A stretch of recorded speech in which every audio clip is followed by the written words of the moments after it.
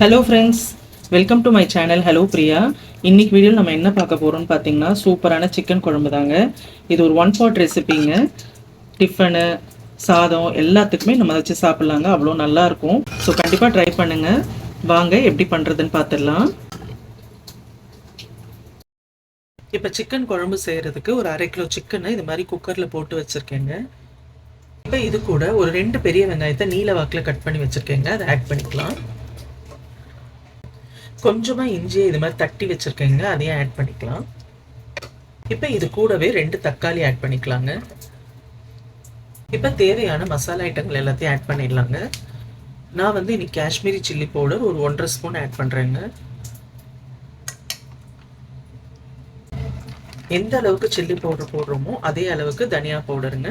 So 1.5 spoon தனியா powder, ஒரு 1/4 spoon மஞ்சத்தூள், ஒரு 1/2 ஸ்பூன் ஜீரகத்தூள்.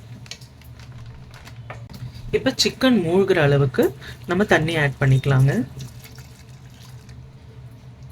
இது நல்லா கலந்து விட்டுறலாம். இப்போ தேவையான சால்ட் ஆட் பண்ணிக்கலாங்க. இதுலேயே ஒரு குழிக்கரண்டி எண்ணெய் விட்டுக்கலாம். இப்போ நம்ம குக்கர் மூடி போட்டு இதை மூடிட்டு ஒரு 4 விசில் வரைக்கும் வேக வச்சு எடுத்துக்கலாங்க. இப்போ அது விசில் வர்றதுக்குள்ள நான் ஒரு 2 தேங்காய் பதையை சின்னதாக கட் பண்ணி வச்சுருக்கேங்க. இதை போய் அரைச்சி எடுத்துகிட்டு வந்துடலாம். இப்போ 4 விசில் வந்துடுச்சுங்க. நான் ஆஃப் பண்ணிவிட்டு இப்போ ஓப்பன் பண்ணிக்கலாம்.